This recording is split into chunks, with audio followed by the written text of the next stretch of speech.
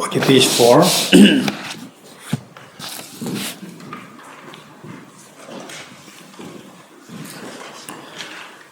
I go for refuge and turn the light into the Buddha, the Dharma, and the Sangha. By my accumulations or practice of giving, so forth, may I become a Buddha to benefit all sentient beings. I go for refuge and turn the light into the Buddha, the Dharma, and the Sangha. By my accumulations or practice of giving, so forth, may I become a Buddha to benefit all sentient beings. I go for refuge and turn my light into the Buddha, the Dharma, the Sangha. By my accumulations or practice of giving, so forth, may I become a Buddha to benefit all sentient beings.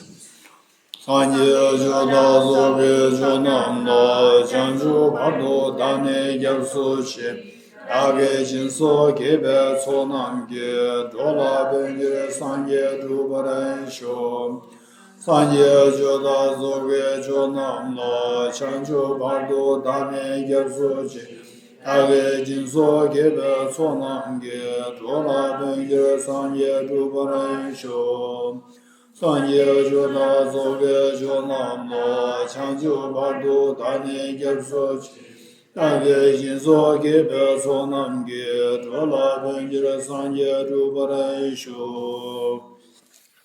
Next page. Om ye dharma hetu prabhavam hetum tesham dathagato yavatat tesham chayo nirodha evam vati mahashramanaye svaha.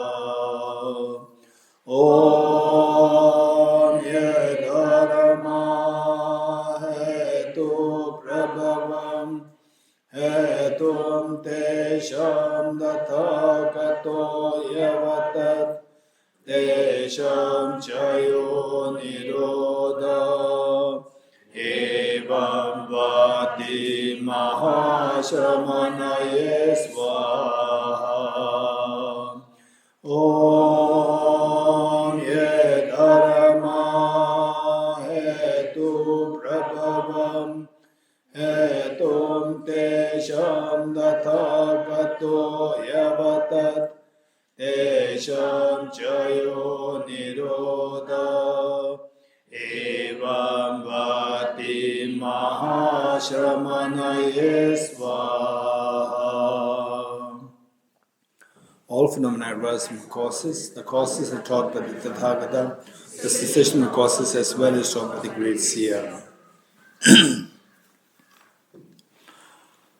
Okay, this morning where did we leave? Finish the 4 seals. Okay. Now let us turn to the text in Praise of Dependent Origination, page number 104, 104. Yes. Ask question from the discussion group. Yes. In the progressive condition suffering, what is the condition part? Okay. Or maybe is it condition, the suffering is condition, or is this suffering conditioning us into samsara, or both? Okay, this is a good question. Pervasive condition suffering. What is this section? The conditioning. Is it which conditions us into suffering, or the conditions the suffering conditions us into samsara? Is your question? Okay. Say the idea is that condition has a connotation that we have been conditioned. We have been conditioned, and then because we are conditioned, we lose freedom. But this is the main thing, that we lose freedom. We losing freedom, that is a misery, that is samsara. That is the main thing, and alongside you can see different elements also, like say the pervasive condition suffering, that actually makes us suffer, and the suffering conditions in samsara. So basically we see that suffering, loss of freedom, samsara, they're all synonymous. It's not that suffering throws you into samsara. If that's the case, then the suffering is like the cause and samsara is the result. So in the absence of samsara, there should be suffering. So that's not possible. So the suffering itself is samsara. And then the samsara, best way of understanding, samsara has many elements. One in the form of the resultant state, like the miseries, suffering, pains. And the other is in the form of the causal state, like self-grasping ignorance. Causal state. Yeah. So both makes us lose our freedom. That is, losing the freedom, this is the ultimate understanding of samsara. Having lost the losing freedom. Yeah. Good. Okay. So now we will turn to page 104. Page 104. I'd like to quickly share with you the background of this text. This text is extremely precious, and the author of the text, Lama Tsongkhapa, whose statue we see here, and I would say that you must read his biography. His biography, there are several of them. You must be read biography, and as you are learning, they really enriches. Then I would say that here in this book, there's the one section, a composition by Lama Tsongkhapa himself about his own, the journey, which is the revealing one's spiritual realizations. What is it? Page number?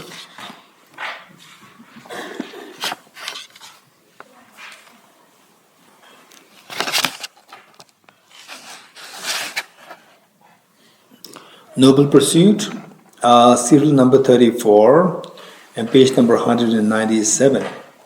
Revealing one's personal realizations. Okay, so once your knowledge becomes big, I'm not going to read this, but I'm just sharing with you that Lama Tsongkhapa, he wrote his own journey of the path, and this will be extremely profound for people who already studied, already know the Buddha Dhamma from the core. You know it so well, then read this, it will be great inspiration for us how to proceed through the journey of the enlightenment more profoundly. And the Lama Tsongkhapa, the author, he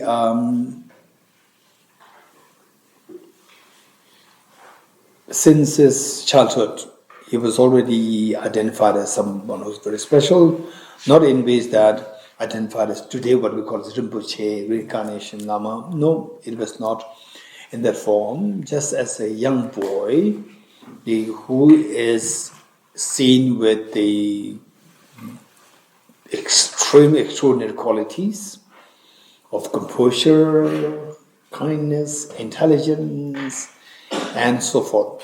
And then there was one teacher on the Chögyö Thundu Rinchen.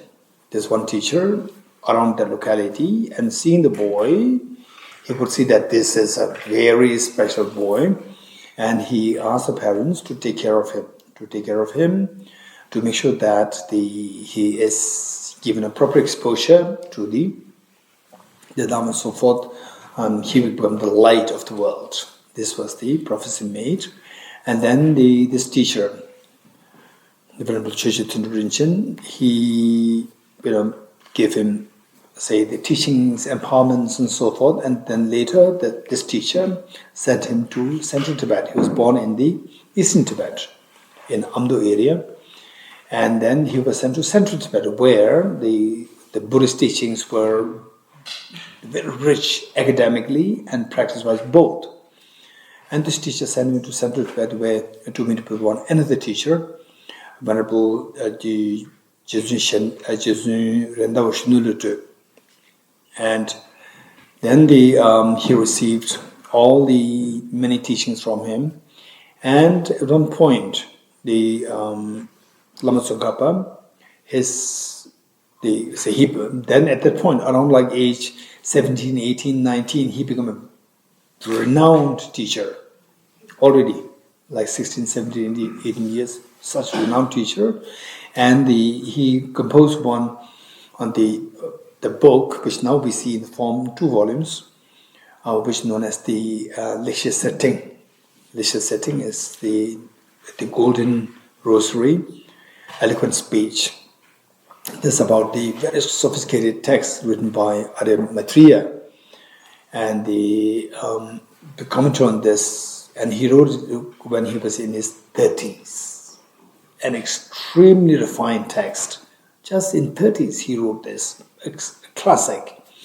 And even today, the big scholars, they read this and they feel the awe of his scholarship and his profound experience of the path. So, and then more related to the wisdom of emptiness. The wisdom of emptiness.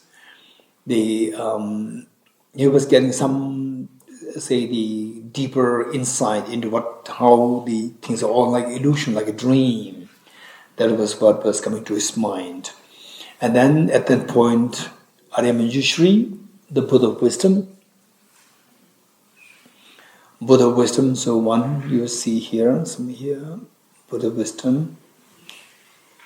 And issue somebody here, over there at the corner, yeah. The painting over there, the Buddha of wisdom, Arya Manjushri. And at that point, he did not have the vision. He could not communicate with Arya Manjushri directly. And there was another teacher by the name Lama Ummapa. And he used to have a direct communication with, direct meeting, communication with Arya Manjushri. Arya Manjushri is in the form of deity. Deity not as a human being. And so this Lama Ummapa and then Lama Tsongkhapa, two of them, they're like mutual teachers. They learn from each other. Then Lama Tsongkhapa asked Lama Ummapa if he can bring his request to Arya Manjushri to check if Lama Tsongkhapa, his own realizations accord with that of Prasangika's philosophy. Prasangic philosophy, which is this subject that of the Arya Nagarjuna's the philosophy. And then Arya Maitreya made the prophecy, the past message to Lama Ummapa to be given to Lama Tsongkhapa, that at the moment your realization does not connote that of Prasangika's philosophy, Arya Nagarjuna's philosophy at the moment, but if you put effort through three factors intact, then soon you will realize the import, the ultimate philosophy of Arya Nagarjuna, the Buddha Shakyamuni. So then, in line with the advice given by Arya Manjushri, then Lama Tsongkhapa, he left for solitary retreat with his 8 students. Retreat, and so at the moment we see that everybody respects him so much, his scholarship, and then sometimes we also see him adorned with the elegant dresses and so forth, but in actuality, in his real life, he hardly have anything of the facilities. He just led an extremely meager lifestyle. And then even the mandala, nowadays we have a very exotic mandala sets to offer mandala to accumulate merit. I think there is one over there. There's also a symbol one. And then the one that I have is the one that's given to me by my teacher. And so that I use. And my teacher from Bulgaria, the Baldesh, he gave me one set of that, and that's very precious for me. But Lama Tsongkhapa, he did not even have this proper mandala set. Today we think that he's so famous teacher, enlightened master, and he must have all these facilities. No, he didn't have anything. So he offered the mandala on a piece of the slate of stone slate, and where his hand, this, what do you call this? The base of your palm. With this, use it again, drop against the stone for like 100,000 times, and then it's bleeding. While he's so famous, popular, and a really renowned teacher and meditator, a yogi, but this is how he was leading his life. And then one night, so what happened was that when he started to leave for the solitary retreat, then the gossips were going around. In the whole town, the Tibet, gossips were going around. If Lama Tsongkhapa goes for personal retreat, then who will take care of all the students? That's thousands of students. Then who will take care of them? And the matter was reported to Aramajishri, because Aramajishri was responsible for encouraging him to go to solitary retreat. The matter was reported. This is all the complaints coming from the public. So what do we do? Then Aramajishri said that which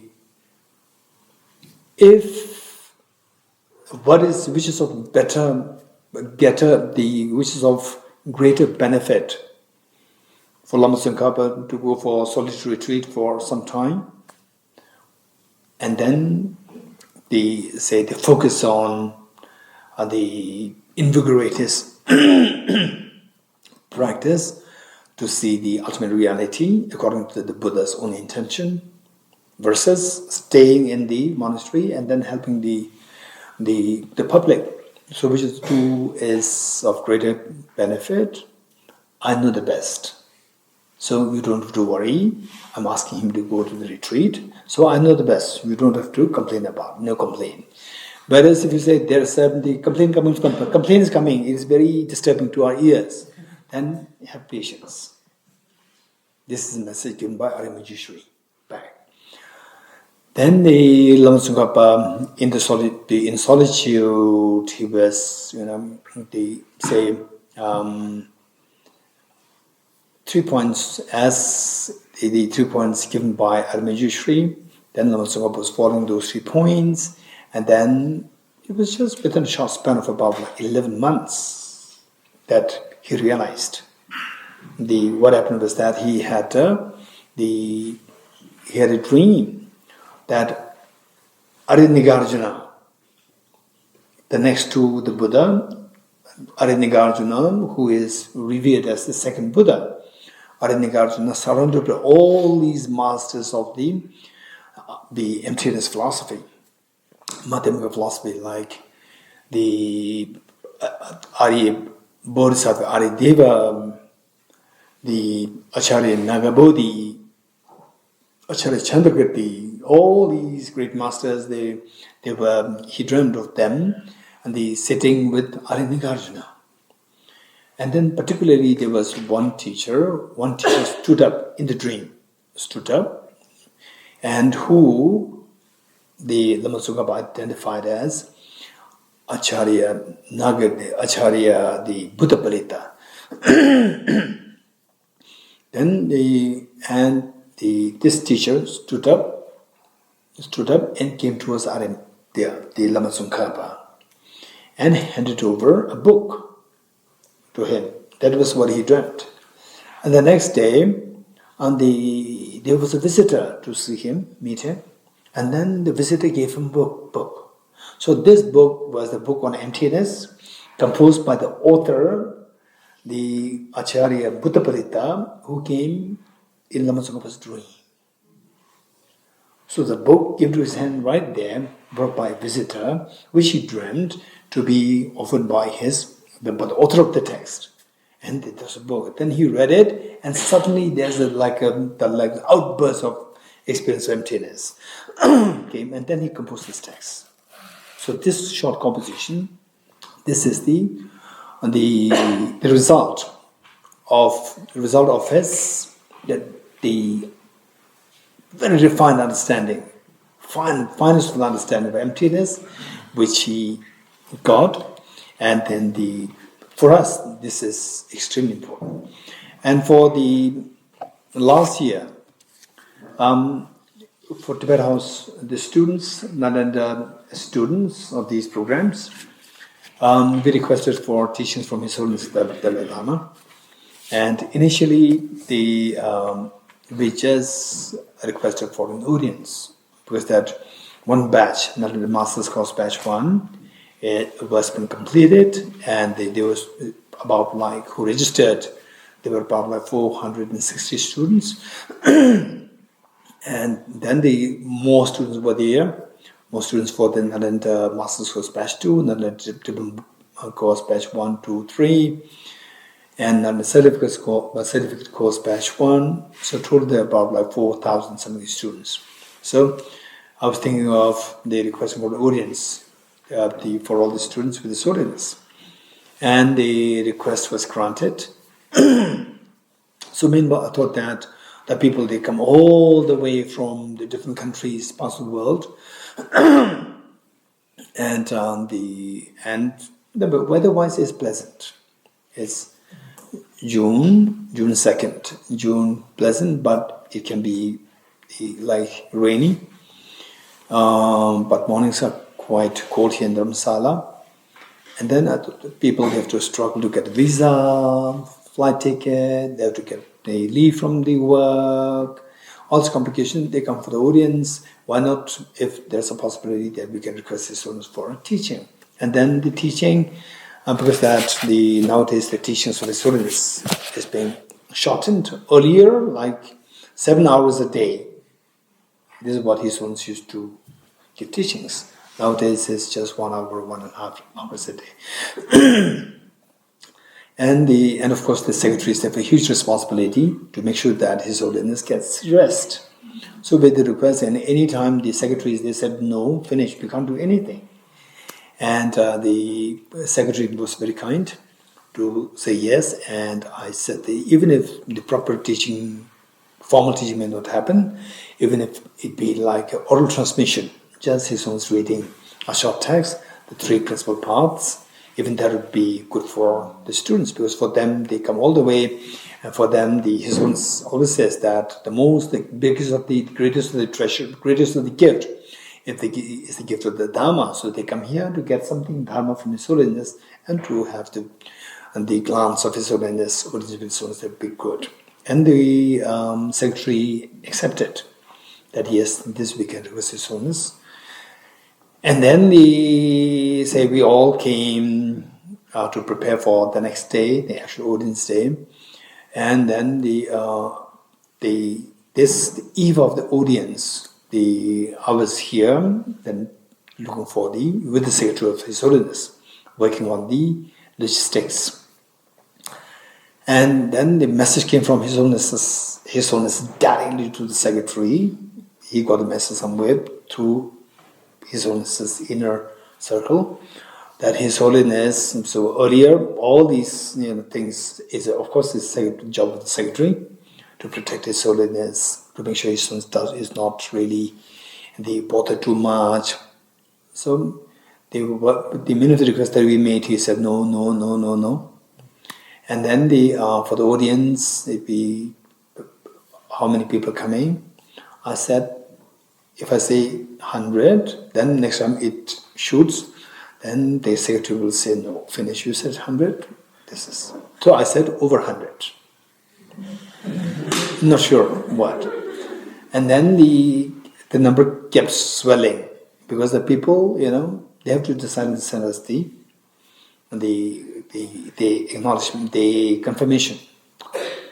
Then the numbers is shooting like 200, 300, and then the secretary wrote back, and the secretary is very effective, very efficient.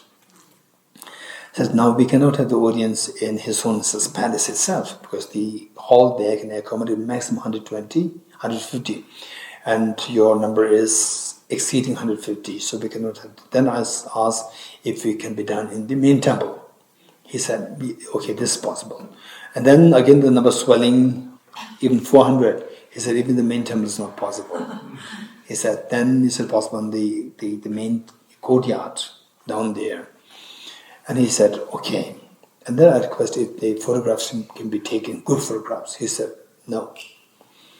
It's a huge group. And then he made a strategy that instead of the group, just whole thing, His own giving the teaching, and then from two sides, photograph to be given. So I said, it's okay. Because if he says no, if he's angry, then if he says no, everything will just be shattered. So I said, that's fine. So many things. Then finally, on that day, the eve of the audience, we got a message. The secretary got a message from his own, and secretary told me directly. His Holiness, he got a message directly from His Holiness that audience should happen in the main temple, not in the courtyard. And the reason why? Because the people have to come very early for the scrutiny, for the security reasons, and then it's going to be very cold for the people to wait outside. This is the message from His Holiness, number one. And so, which means that everybody, somehow we have to make it happen in the main temple, where at least there is the cover, the walls there to protect people from getting cold. Number two, we requested just for oral transmission of this, like the 14 verses of the three principal aspects of Path, just oral transmission. And a message came that from His Holiness that the teaching would be on in praise of dependent origin, which we are doing now, which has about 50 over verses. And that too, not just oral transmission, actual teaching would be happening. Number two. Then number three, that photographs His Holiness sent a message saying that even if they are interested, the people, everybody will get a chance to have an audience with His Holiness one by one, which means everybody gets a photograph. So all these magic happened. So and we are very fortunate, even for real public teachings for the world. His Holiness maximum spends like maximum 1.5 hours. So therefore, this for a group, His Holiness spent about 2.5 hours. And I heard the attendant of His Holiness asking His Holiness, is it not too long for you, or you want to relieve yourself? He said, so I'm fine. This is what he said. He was there for 2.5 hours, believe it or not. So this is a teaching. So with this mind, this is extremely precious teachings, particularly for the Nalandas, yes, of course, to everybody, and then more so for the Nalanda students, the Tibet of Nalanda study students. And they're very fortunate that we got the detailed teaching on this. Okay, so we are on page 104.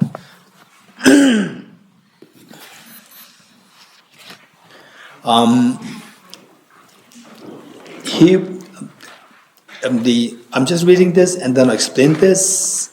And at one point it'll become a little technical at the technical part, then I have to stop, then we have to do again more the explanation, and then we go back to the text. So this is how we will go to and fro. He who speaks on the basis of seeing, he meaning the Buddha, he who speaks on the basis of seeing meaning he actually saw the ultimate reality, the dreamlike nature, the things that are empty of being real. He saw that, not that he's just dictating on us. He saw that himself.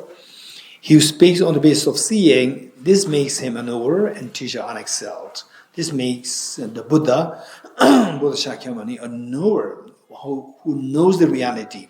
Not like that we have to believe that he knows everything. That he knows it because actually he saw the ultimate reality of how everything is like a dream, that nothing exists as the objective real. And teacher unexcelled, meaning that till that point, 2,500 years ago, till the point the Buddha Shakyamuni came on this earth, nobody taught the emptiness concept. Nobody taught the emptiness of intrinsic reality. So, you are an unexcelled teacher because you are teaching something which never existed before.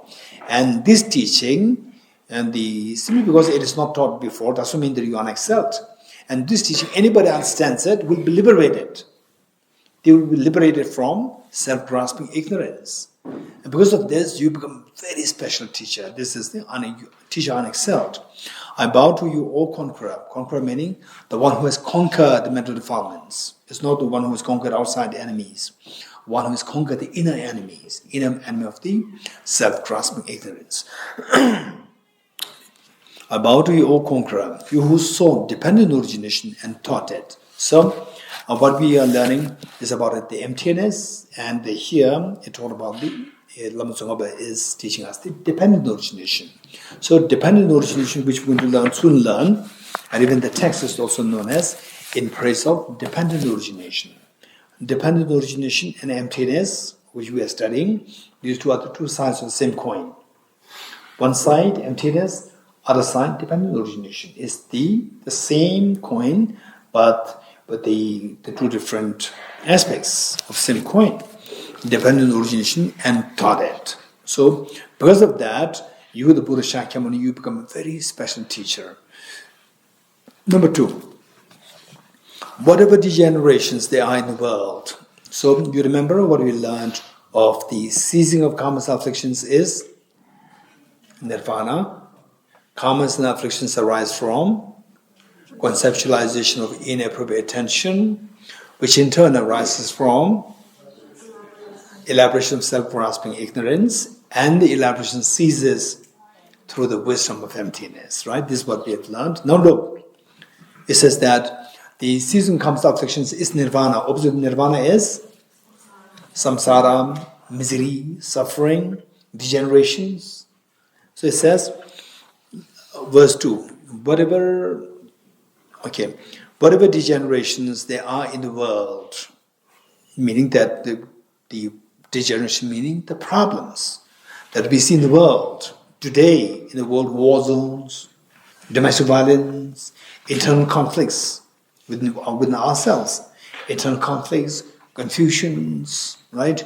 And the not knowing the purpose of life, and then unnecessary conflicts with your parents, with your children, with your husband, with your wife, with the people around you, and always seeing mistakes out there.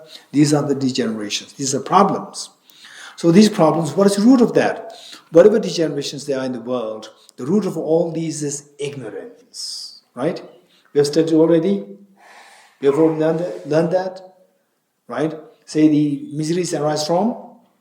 All our miseries arise from contaminated karmas, which in turn arise from afflictions, which in turn arise from inappropriate attention, which in turn arise from self-grasping ignorance. So we see that the root of all these miseries is the self-grasping ignorance. So it says that the root of all these is ignorance. You taught that it is dependent origination, other side of which is emptiness.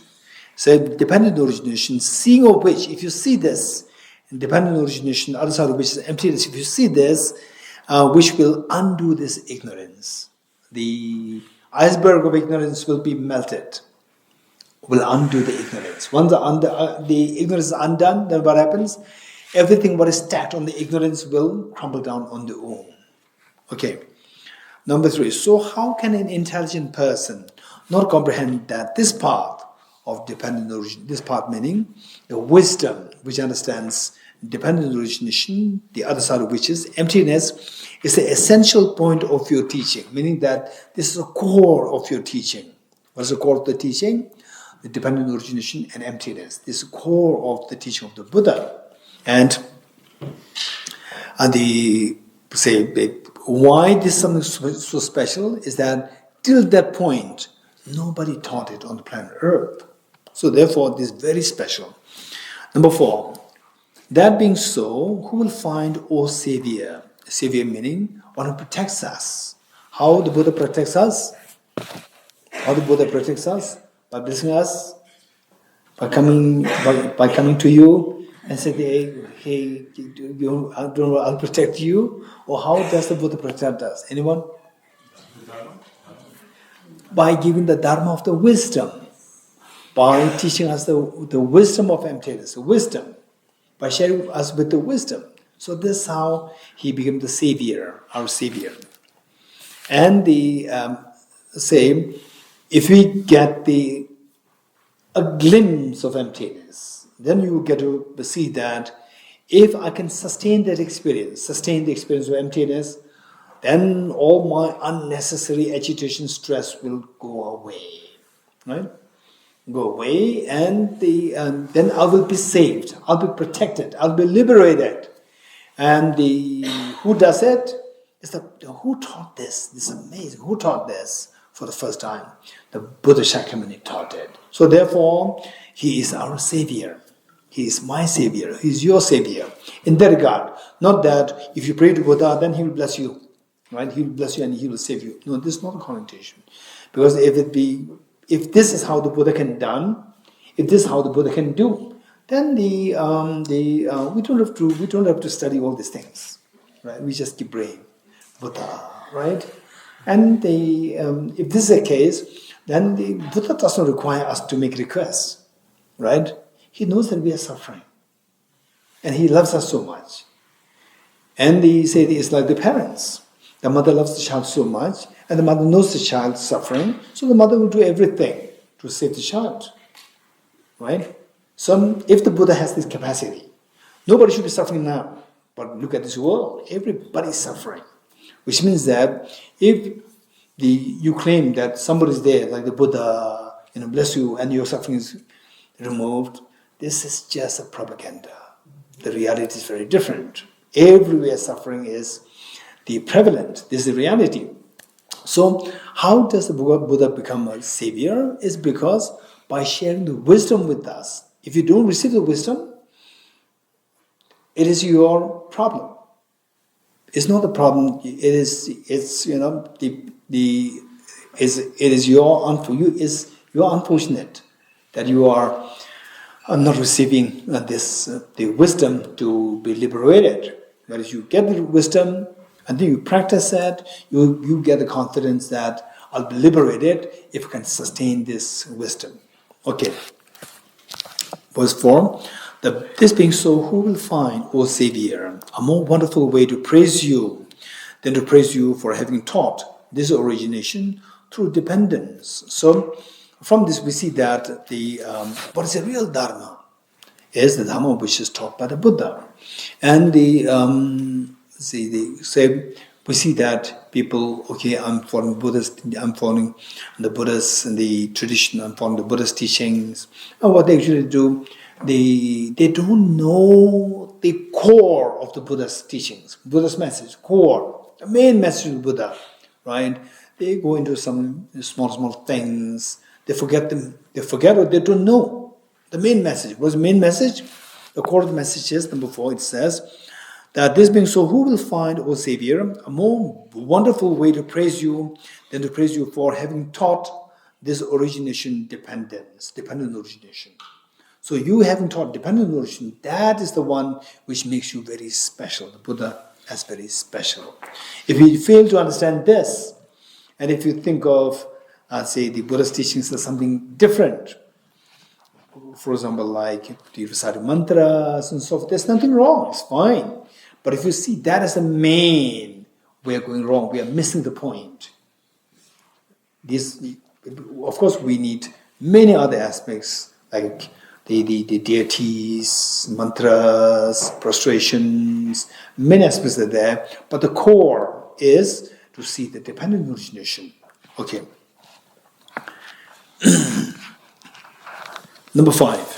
Whatsoever depends on condition, this is devoid of intrinsic existence. What excellent instruction can they be more amazing than this proclamation? Okay, so now we are touching the technical part. We will now go a little bit into, how can we know that things are like dream? How can we know? You're getting it?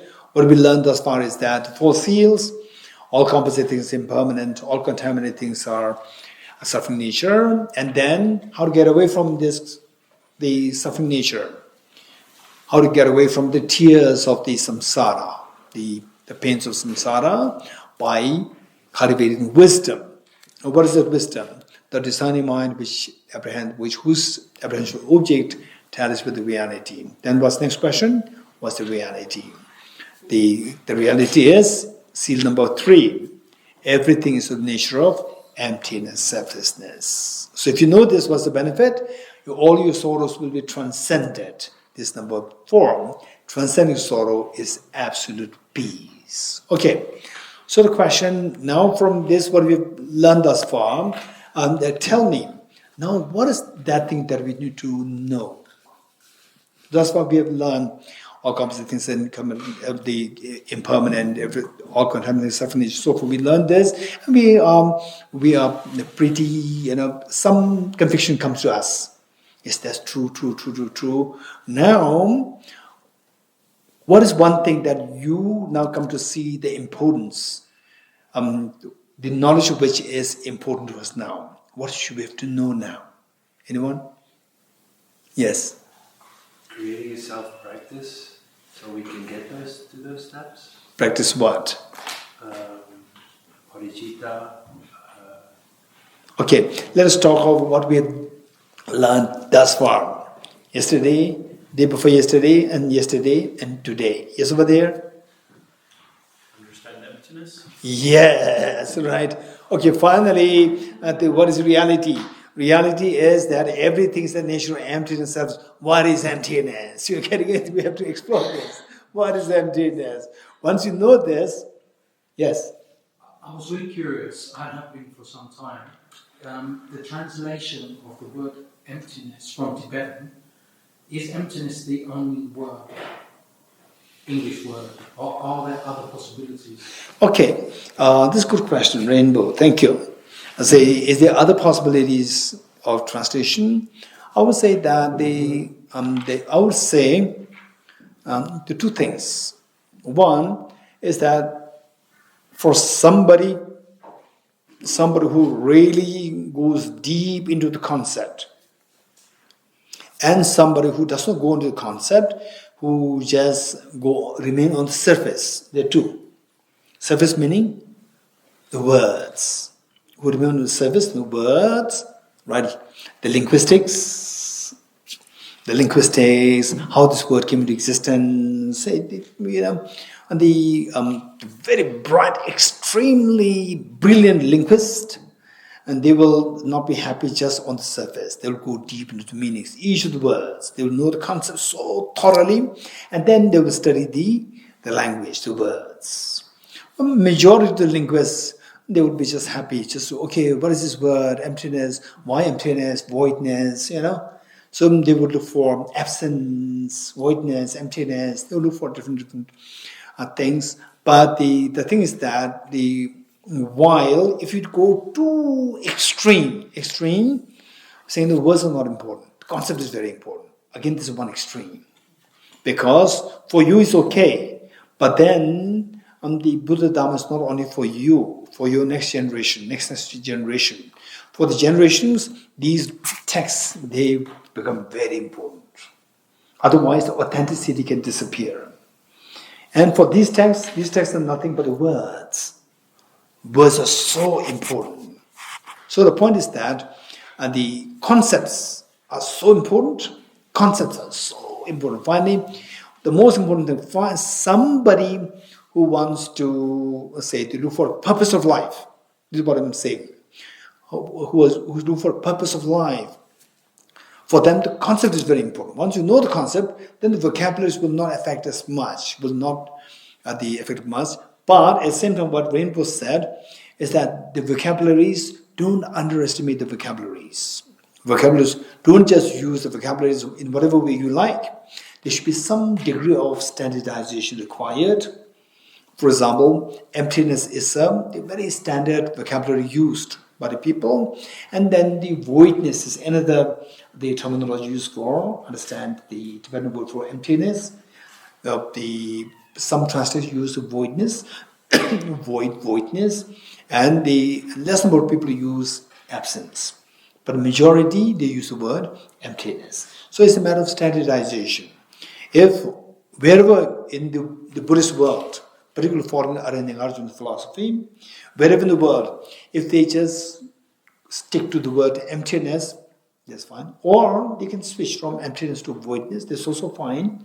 The only thing is that the words, whatever words that you go for, the concepts should not be missed. And what Rainbow brought up, this is something very serious matter in English language, because that Rainbow brought the two things, English language and Tibetan. That Tibetan, we should be extremely feeling grateful to the great, the Tibetan kings. In 8th century AD, Tibetan king, Chisung Desen. Tibetan king Chisung Desen, and then the Indian master, Bodhisattva Shantarakshita, Indian master, a brilliant, a great master, philosopher, and logician. He's a logician as well as a philosopher and a highly enlightened yogi. So he was there as the advisor to the king. He was invited from India. And this great teacher, Bodhisattva Shantideva, when he was invited, he must be in his 70s, just imagine. In 70s, and no airplane, no train, no cars, from India, Nalanda, where the June, July, the temperature must be like in 40s, 45, 46, to India, to Tibet, right? Refrigerator, already 72 years old, and walking. Wow, that's amazing. And a brilliant master. And as a counselor, advisor to the king, and the king was so ready to listen to this wise advice of this great master. So because of which, the Tibetans, they were extremely dedicated to learn Sanskrit, to learn Buddhism Sanskrit. And this great master, amazing. He said, no point in learning Sanskrit. You know why? Sanskrit itself is a very sophisticated language. And you are not learning in India, you are learning in Tibet, a foreign country. In foreign country, to learn the language, which is not your own language, your mother tongue, it will take a lot of time. And you will not get the original language. You will not get the original language. So the best thing is, don't waste your time like this. Even to become expert in Sanskrit, it will take minimum 10, 20 years. By the time more white hairs will come, right? You will have time for study Buddhist philosophy, which again, very complicated philosophy. So, he advised the Tibetan king, King Chisung Desen, that now you do one thing. They create a translation department. He set up the king, at the advice of the Bodhisattva Shantarakshita, the Tibetan king, he set up a translation department. All translation departments set up, translating all the works from Sanskrit into Tibetan. And then the Tibetans can learn the Buddhist philosophy entirely in Tibetan language. And the standardization. All these words are being standardized with the use of the sovereign power of the king. That for shunyata, meaning emptiness, the Tibetan word should be the tombayi, not anything else. Right? So the Tibetan scholars, meaning the Bodhisattva Shantarakshita and the Tibetan scholars, they said this word is good and gave it to the king. And the king said, yes, this is the word. Hey, all the people in my subject, right? You have to use this word. You are not supposed to use any other word. Tombayi, to mean emptiness, shunyata, right? So standardization happened. Because of this, today is so convenient. For example, like Bodhisattva Shantideva's text, a guide to the Bodhisattva's way of life. Today, if His Holiness gives teaching on this, and then we don't have to advertise. His Holiness' office doesn't have to advertise that we are going to use this translation. His Holiness' office just says that His Holiness will give a teaching on guide to the Bodhisattva's way of life. Everybody will bring the same copy, no different translations. Even the translations are standardized by the Tibetan king. So now with the English, there's no standardization. Nobody can standardize. Nobody can standardize. Because Tibet, there was a kingdom. There was a kingdom with a sovereign power, and sovereign power was used to translate the scriptural or the religious matters. So therefore it became extremely the effective and precise. Okay, this is about emptiness. Okay, so why we said this? Why is it emptiness? Huh? Why is called emptiness? Here, a rainbow asks why. No, that is done. So what next? What is emptiness? Huh? What is emptiness? What is emptiness? Okay, there is your name. That is what is question. Okay, not question. What is the answer to my question? Right? What is your question? Right after the 4 seals, what is one thing that you have that we have to now know after learning the 4 seals? Right? Then what he said, what is emptiness? Okay, so what is emptiness? This question. This is extremely important. Once you know this, then all things are fall in place. All contaminated things, all composite things are impermanent. All contaminated things are suffering nature, which means that suffering nature, which can be rooted to the ignorance. How to undo this? By saying by having the wisdom of emptiness. What is emptiness? This question. Okay, good. Okay, with this, now we plunge in emptiness. To study empty, how many of you have prepared presents? How many are prepared? How many of you are prepared? Yes. How many prepared? Not prepared? Huh? How many are prepared? What preparation is required? No, how many are prepared? This is my question. If you think what is preparation required, you are not prepared. Don't say, then you say that I'm not prepared. Right? How many are prepared? Okay, those who raise hands, what are you prepared? Hey Wali, what are you prepared with? My willingness. Prepared for what? Yes, rainbow is the one. Thank you. Willingness to learn what emptiness is. So the question Wali said is that now we have to learn what is emptiness. I said, are you prepared? Then he said, what preparation is required? Which means you're not prepared. Right? You don't need any preparation. So what Renpo said, that are you willing to learn? Are you ready to learn? Are you ready to learn? Yes. Are you sure? Yes. Okay. This is just the second day. What happened? Right? Day 1, you were all so vibrant. I was so fascinated. Wow, this group is very special. So your 10-day energy already gone yesterday. Except for Willie and Wali, except for Wali and Rainbow, right? So all of the energy is gone. What happened? Okay, good. For emptiness, in the first place, before I plunge, I'd like you to give me the answer. Say, in what context we are studying emptiness? In relation to what kind of teaching that I gave, you said that now what is emptiness? Anyone? Yes? Huh? Yes. Precisely? Third one. Very good. In the context of the third seal, everything is of the nature of emptiness and selflessness. To know this, then Wali asked the question, what is emptiness? Okay, we have to know this context.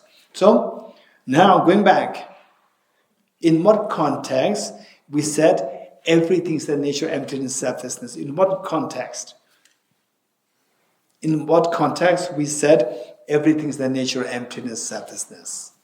Remember, anyone? All contaminated things suffering. How do you relate this to? In other words, your name? Okay, Varma. And in what way you relate these, seal number 2 and seal number 3? How you relate the two? Anyone else? Anyone? How you relate seal number 2 and seal number 3? And you don't really have to look for correct words which are used. You don't have to. You're getting it? You can use your own words as long as you can touch the meaning. I'm happy. In abundance, yes. Varma, If you realize that all is empty, you are free of suffering. say it again. You realize the The emptiness of the all the things. emptiness of phenomena, your suffering is gone. So how do you relate with number 2? Yeah? Because it's not going to go away by itself. So we need to find a way to Yes. settle this and this ignorance. And this way is Very good. So, second seal says that all contaminated things are suffering nature. And this suffering nature, yes, we see there is suffering nature within me, contaminated within me, suffering nature within me. They will never go on their own. They will go only through concerted effort. What effort is required? Effort to counteract the root of the problem. And what's the root of the problem? Okay. What? You're already hungry. It's 12:29. So you are hungry? No energy left now? Okay, right? Okay, let's say I will ask you one question. Say that 10 days ago, my shirt dropped in the mud. 10 days ago, my shirt dropped in the mud, and there was a solid mud there. And what I do, I washed it under the running water. I washed it, and the mud all went, and the shirt became very clean, right? And yesterday, again, my shirt fell somewhere, right? Somewhere. And oh, don't worry. 10 days ago, it fell in the mud. I washed it under running water. It became so clean. I could do it. And then I washed it under the running water. What is that? The stains. They don't go away. They're not going away, right? I washed in water. They don't go away. What should I do? What's the problem? Is there change in the water? Like 10 days ago, less global warming. Now, 10 days after, more global warming, so the water is changed there, and even the water is not effective now. What happened? Different contamination. Oh, yes. So, your name? Peter is telling me that earlier where the shirt fell was a mud. And the mud, with the running water, it can easily go away. But maybe today, where did it fall? It fell in the grease. So, it doesn't go away with the water? Why not? Contamination is very different. Contaminants, pollutants, the contaminants are very different. Earlier the mud, the water can be a perfect remedy. But for the grease, oil, water cannot be the remedy. So, what remedy to apply depends on the contaminant, nature of the contaminant. So, only if you know the nature of the contaminant, then you can apply the correct remedy. You're getting it? So, the wisdom of emptiness is supposed to be the remedy. So, for that, we have to know the nature of the contaminant.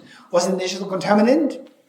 Self-grasping ignorance. For self-grasping ignorance, the remedy should be the wisdom of emptiness. So therefore, what is the emptiness? You getting it? Okay. So for this, so now this is the background. With this background information, what is important for us to know is that now we plunge into emptiness.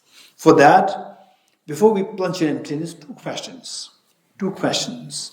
First question, do things exist? Don't forget it. You getting it?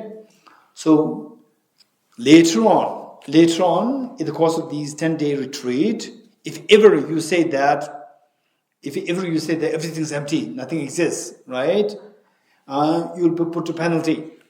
Because we start the emptiness with two questions. What was the first question? Do things exist? What's the answer? Yes, if you say no, empty, right? This is nihilism. This is not emptiness. Let me repeat it.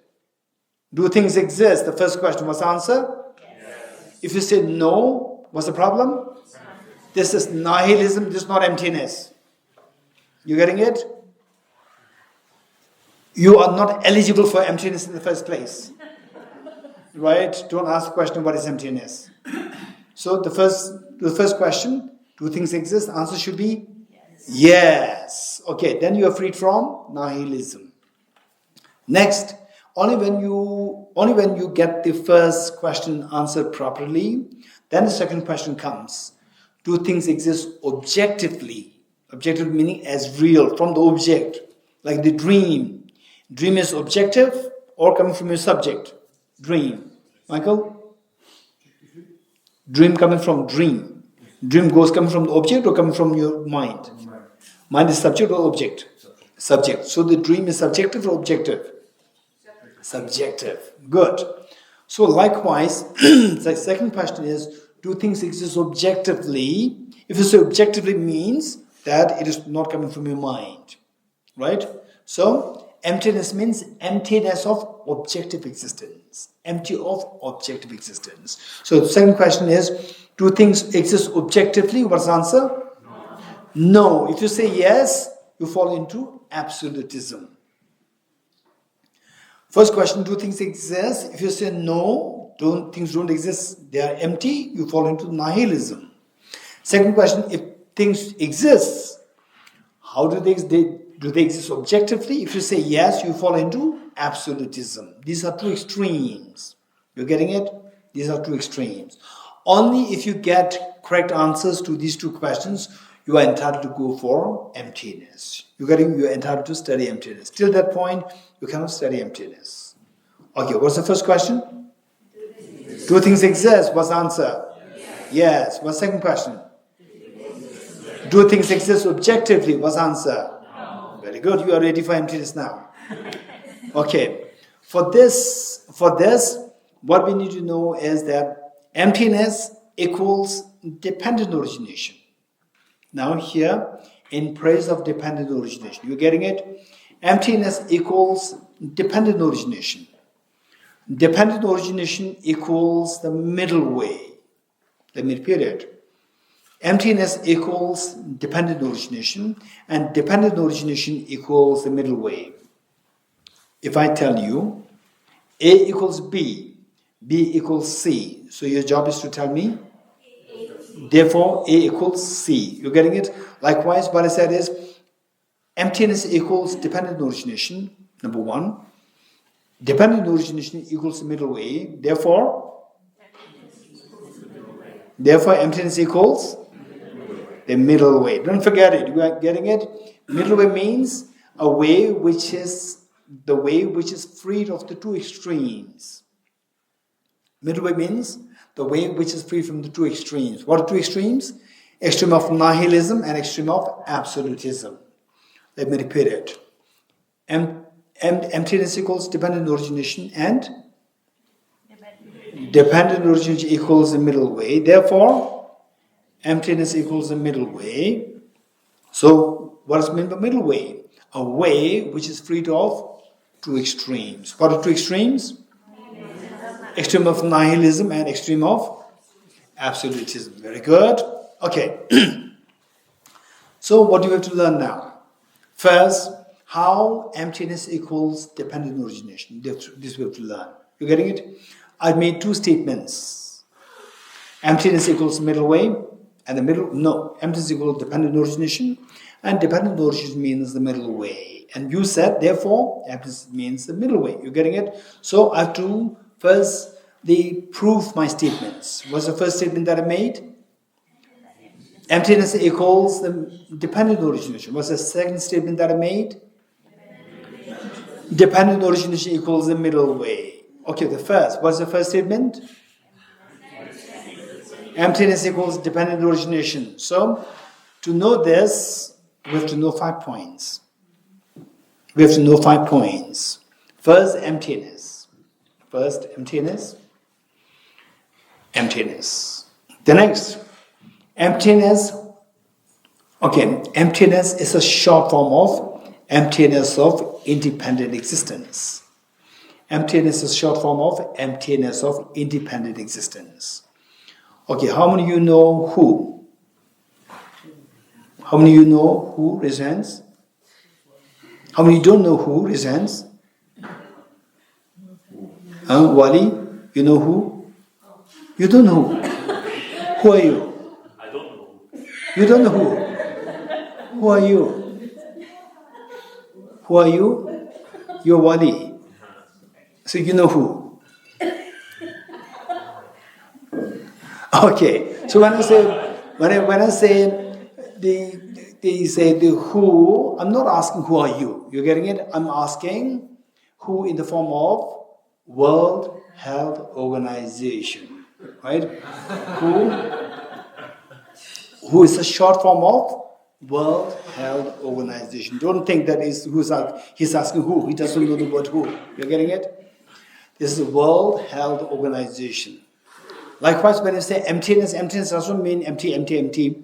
It's a short form of emptiness of independent existence. Okay, number one is emptiness. Number two is that it is a short form of emptiness of independent existence. Number three, emptiness of independent existence means nothing exists independently. This is number three. Emptiness of independent existence means nothing exists independently. Number four, nothing exists independently means everything exists by Depends. Lisa. Everything exists by dependence. Number five, if everything exists by dependence, this is known as dependently existent or dependently originated. You getting it? Let me repeat it. Number one, emptiness. Number two, emptiness is a short form of emptiness of independent existence. Number three, emptiness of independent existence means nothing exists independently. Number three. Nothing exists independently means, number four, everything exists by dependence. Everything exists by dependence means everything is dependently existent or dependently originated. You want me to repeat? Okay. That's the last one. Last one. The number four. Okay, anyway. Okay, everything. Okay, number one is emptiness. Number two is the short form of emptiness of independent existence. Number two. Short form of, if you're too slow, we have to go the middle way. It's too slow, I can't wait. We have to go the middle way. Right? So emptiness. Number two, emptiness is the short form of emptiness of independent existence. Number three, emptiness of independent existence means nothing exists independently. Number three, nothing exists independently. Number four, nothing exists independently means everything exists by dependence. Number five, everything exists by dependence means everything is dependently originated. So therefore, from these 5 points, we come to deduce that emptiness means the middle way. No, emptiness means dependent origination. Number one is done. What's the second statement? Dependent origination equals middle way. Okay. So dependent origination has two sides. Dependence and origination. When we say dependence, what's the opposite of dependence? Independence. Independence. Something existing, the independent existence, absolute existence, they mean the same. So when you say dependence, it rejects independence or it rejects absolutism. When you say dependence, it rejects the extreme of absolutism. And what's the other side? Origination. When we say origination, means something comes into origination. Something comes into existence. What's the opposite of existence? Nihilism. Non-existence. Nihilism. So when you say origination, it rejects nihilism. So dependence, it rejects the extreme of absolutism. Origination, it rejects the extreme of nihilism. Bringing the two together, the two extremes are rejected. Rejecting the two extremes is following the middle way. Okay, this is how dependent origination means the middle way. So your job is to say, therefore, emptiness equals the middle way. You getting it? Okay, good. Okay, we'll stop here now. Yata Om Gati Gati Paragati Parasamgate Bodhisvatyatam Om Gati Gati Paragati Parasamgate Bodhisvatyatam Om Gati Gati Paragati Arasamgate Bodhisvaha.